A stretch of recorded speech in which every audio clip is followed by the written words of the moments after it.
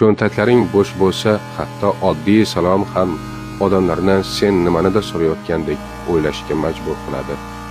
Qashshoqlik bu shunchaki pulning yo'qligi emas, u shunday bir soyaki aytgan har bir so'zingni iltijoga aylantiradi. Dunyo sening ovozingni emas, balki undagi ehtiyojning og'irligini eshitadi. Qashshoqning salomi shubha bilan kutib olinadi, ammo o'sha salom boy kishidan bo'lsa, uni joziba deb qabul qilishadi. Shu bois erkaklar ochlikni g'urur bilan ko'taradi, ammo sadaqa uchun o'zini xor qilmaydi. Chunki jamiyat ko'zida ehtiyojning o'zi jinoyatdek baholanadi. Kuchsizlik pozitsiyasidan aytilgan haqiqatdan ko'ra sukut ko'proq hurmat uyg'otadi.